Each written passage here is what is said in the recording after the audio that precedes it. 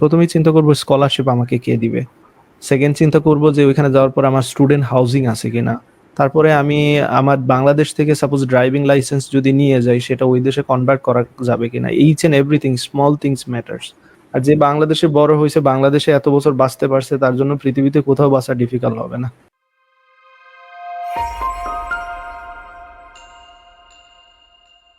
MD Abdur রব শামীম লিখেছেন, ভাইয়া বাংলাদেশ থেকে বিএসসি এন্ড সিএসসি শেষ করার পর Australia, Japan, Canada, German, UK কোন দেশে যাওয়া বেস্ট হবে?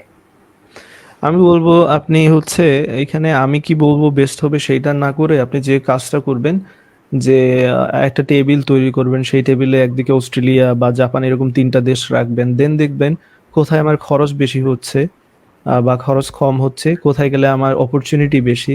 সাপোজ আমি যদি চিন্তা করি এখন এই 3টা জার্মান, অস্ট্রেলিয়া বা ইউকে এরকম চিন্তা করি, প্রথমেই চিন্তা করবো স্কলারশিপ আমাকে কে দিবে।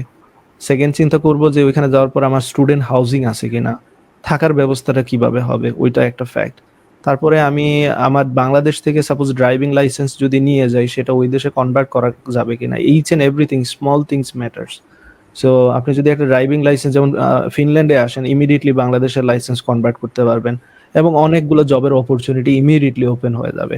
যেটা ইউকেতে যাওয়ার পর আপনি ওইখানে থিওরি পাস করতে হবে, প্র্যাকটিক্যাল লেসন নিতে হবে, 3 থেকে 4 লক্ষ টাকার এখানে বিষয়। তাছাড়াও পাস করবেন কিনা সেটা তো গ্যারান্টিড না, হয়তো বা 2বার 3বার 4বারও দিতে হবে এরকম। সো আপনি তখন সার্ভাইভ করবেন নাকি ড্রাইভিং লেসন দিবেন, এরকম প্রত্যেকটা জিনিস ম্যাটার করে। তাই আসলে আপনার রিসার্চ করতে হবে নিজে নিজে যে এই 3টা দেশে যাব, কি কি সুযোগ কে আমাকে দিবে দেখি। তো দেশের নাম বড় কথা না, কথা হচ্ছে দেশ এখন যদি জিম্বাবুয়েও হয়, কেনিয়াও যদি হয়, ওইখানে যদি আমার অপরচুনিটি বেশি দেয় আমি কেন সেখানে যাব না। That's all. এটা হচ্ছে সহজ বিষয়।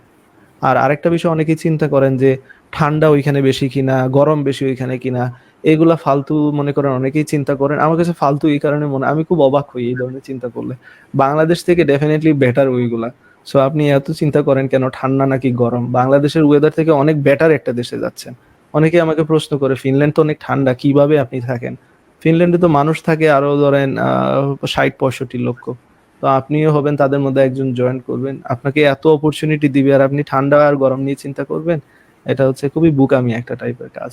আর যে বাংলাদেশে বড় হয়েছে, বাংলাদেশে এত বছর বাঁচতে পারছে, তার জন্য পৃথিবীতে কোথাও বাঁচা ডিফিকাল্ট হবে না, কোনো সন্দেহ নাই। এত করাপশন, এত ক্রাইমের মধ্যে বেঁচে আছেন, আর অন্যান্য দেশে তো আরো সুবিধা আলহামদুলিল্লাহ। ওকে, থ্যাংক ইউ। ধন্যবাদ ভাইয়া।